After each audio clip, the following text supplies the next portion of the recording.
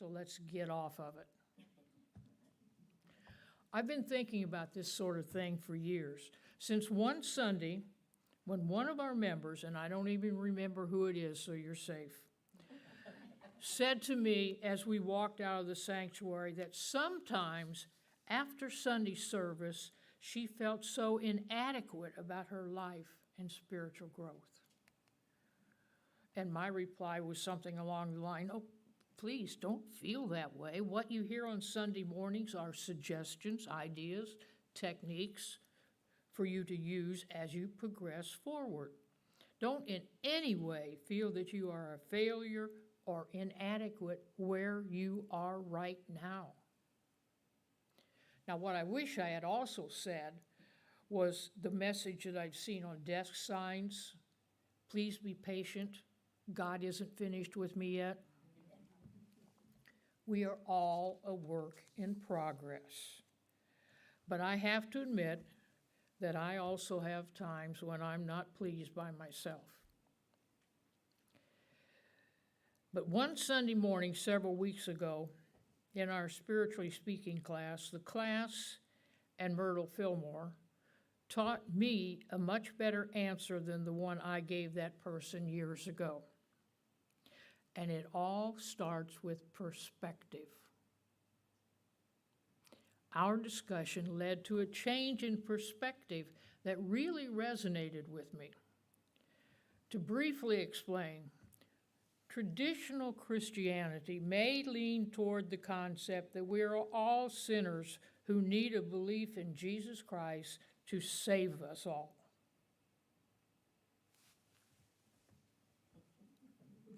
Unity's idea is that we're all children of God, made perfect in God's image, and we are attempting to manifest our perfection. Now try this one on for size.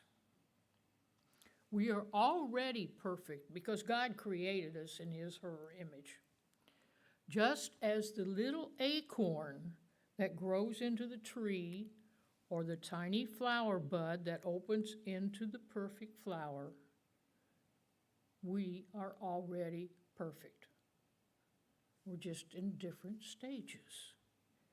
We are merely in the process of growing and evolving into our fullness. Now, I have a cactus. It doesn't nearly look as good as that picture that Chris Farashon found for us. But a neighbor gave it to me, and it was a shoot off of her cactus. I'm not sure the exact name of it, but it's from the Queen of the Night family. It does not bloom often. It only blooms at night, and the bloom only lasts for one night. By the time the sun comes up in the morning, the bloom is closing.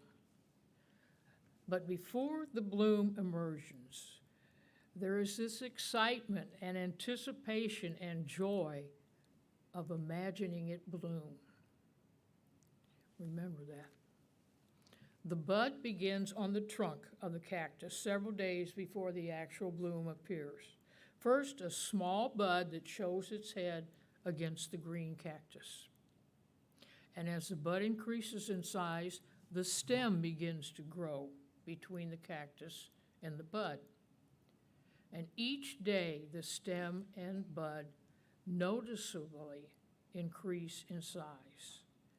Then one evening, it becomes evident that the splendor of the bloom is about to arrive.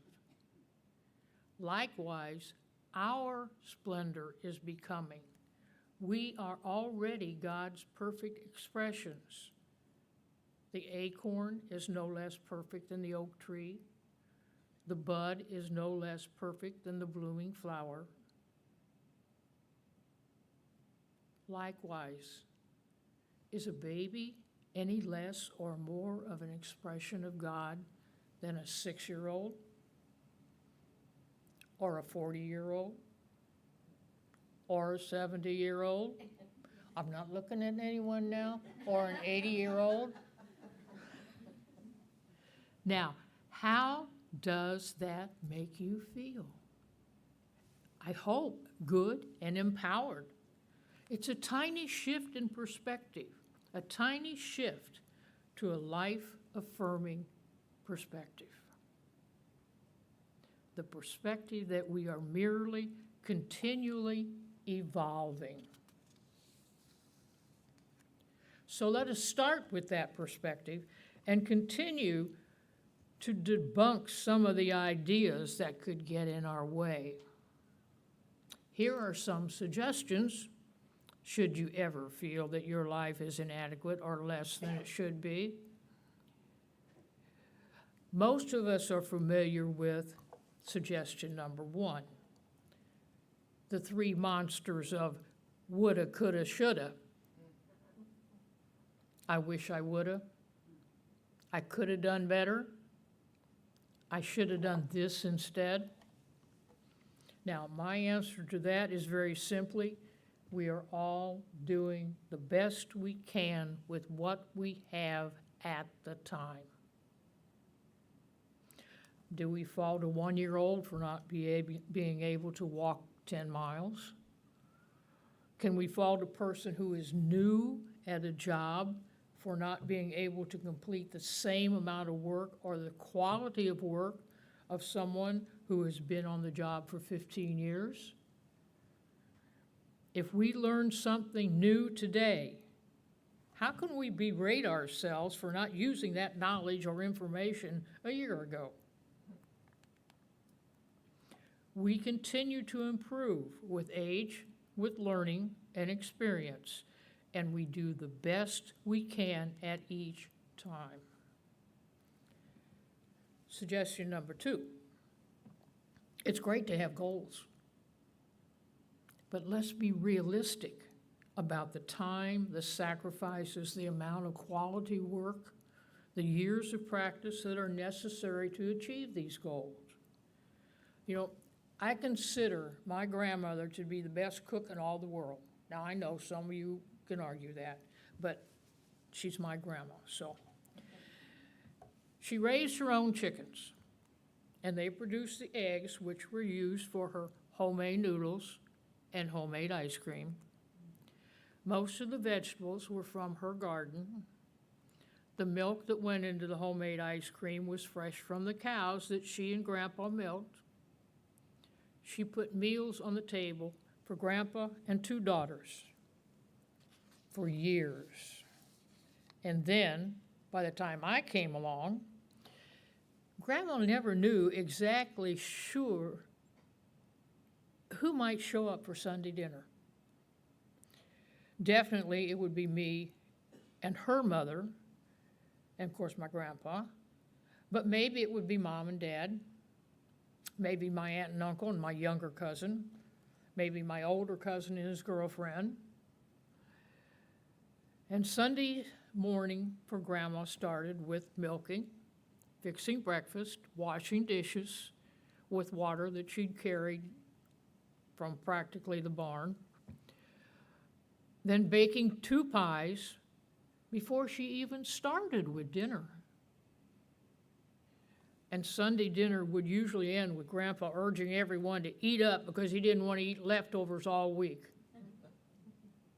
Now, can I, who relies upon grocery stores for most of my food supply,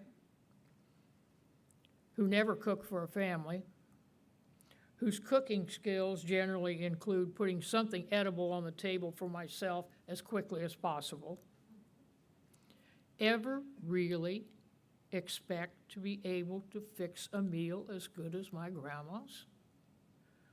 It's not going to happen. No way. Remember that people who make the news for achievements have been working for years to reach their goals. Pro athletes have been perfecting their skills since childhood.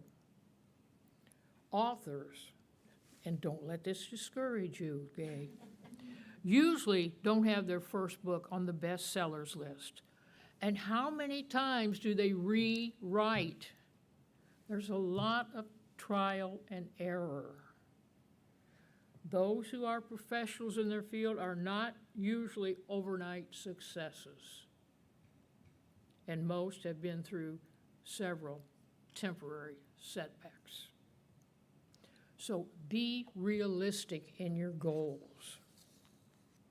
Suggestion number 3, don't compare yourself with others. You are the best person at being you. I remember having 2 friends in college. I had more than 2, but friend A seemed to be most skilled at every sport in which she participated. Every season, every sport, she was the best. Friend C was a very good athlete, but never the best at any of the sports. I remember friend C saying one day, I just wish I could be better at something than she is. Well, she actually was. She was a better student. But the amazing thing was they were and are both great people. Remember, you are the best you in the world. There's no need to compare yourself with someone else. Suggestion number 4, don't forget about the little engine that could.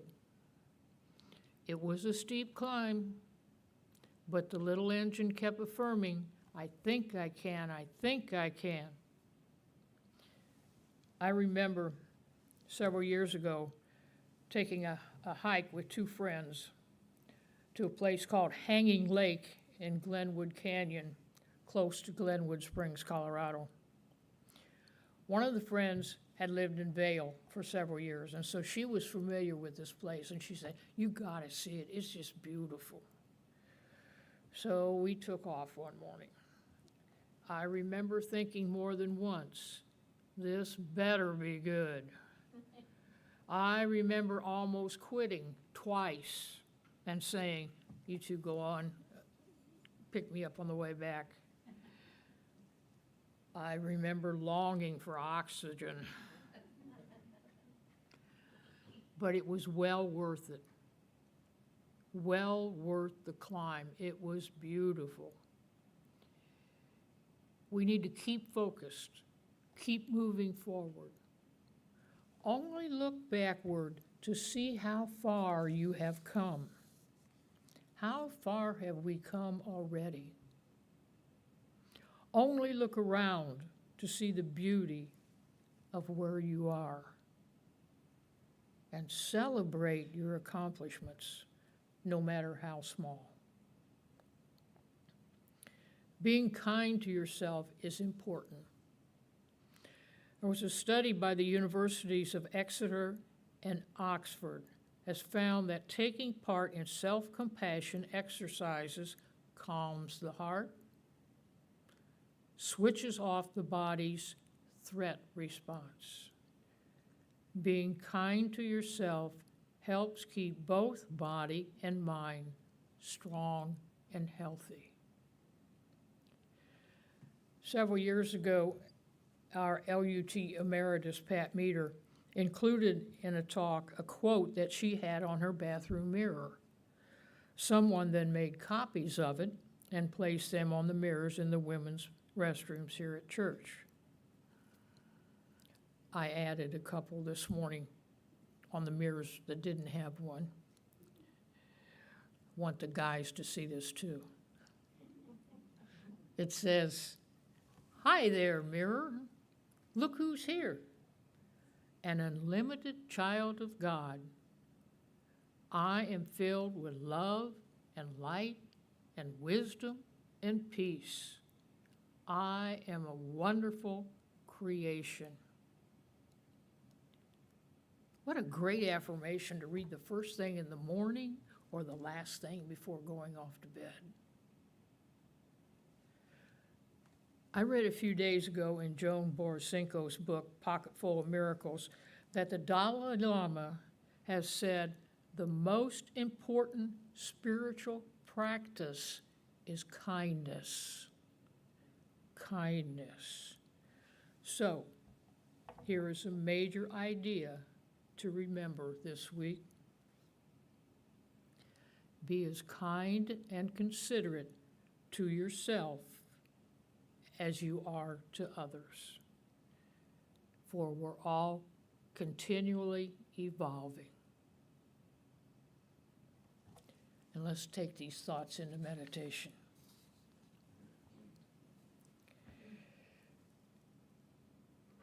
And as you relax in your chair,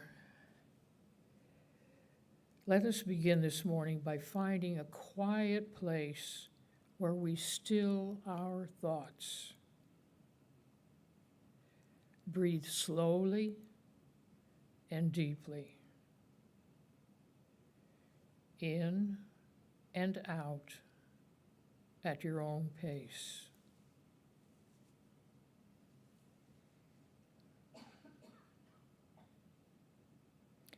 No thoughts, no questions, no mind meanderings, no I'm going to's. Just breathing slowly and deeply,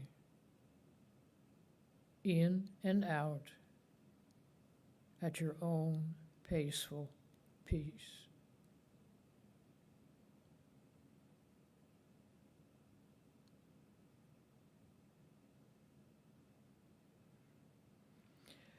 In 2 Thessalonians chapter 3, verse 16, we read, "Now may the Lord of peace himself give you peace at all times and in all ways." So be it. Now be in your peaceful place. Be peace.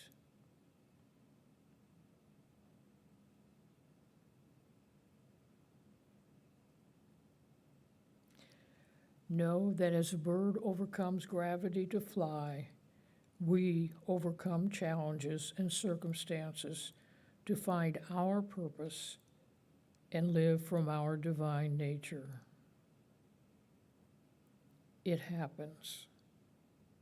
Without effort, we soften and feel the peace that comes from connecting with our spiritual self. We find our spot in the silence. And as we lift up our consciousness in the grace of God, we draw forth the best outcomes of our life. We renew clarity. We feel our way is assured and our path is clear. We feel that the loving energy guiding us into new opportunities that fulfill the desires of our heart. And we remember that we are being guided. We are not guiding. We accept, we seek, we embrace our guidance. And we continue breathing slowly and deeply in our peaceful place of silence. We feel supported and comforted as we rest in the silence. As we rest in the silence.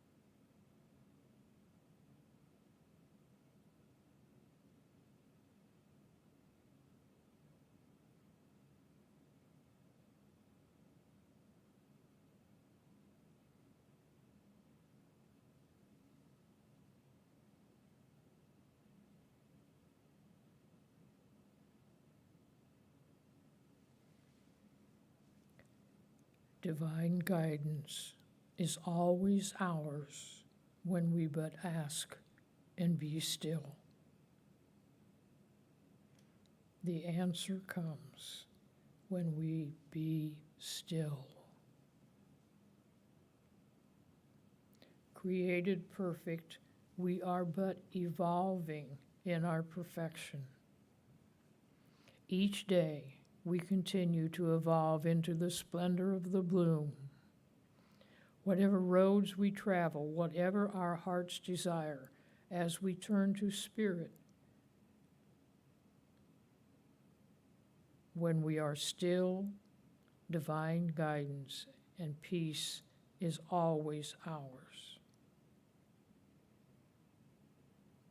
And let us remember the truth of our being. We are already perfect. Just as the acorn that grows into the tree or a flower bud that opens to a beautiful flower is perfect. We are merely evolving in the process of growing, of evolving.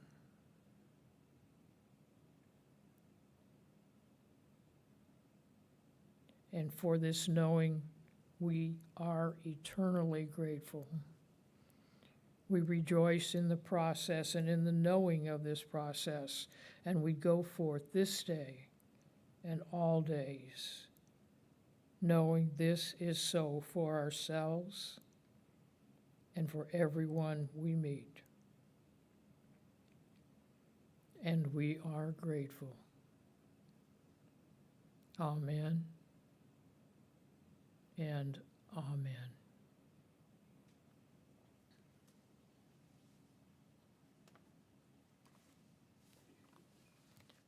And now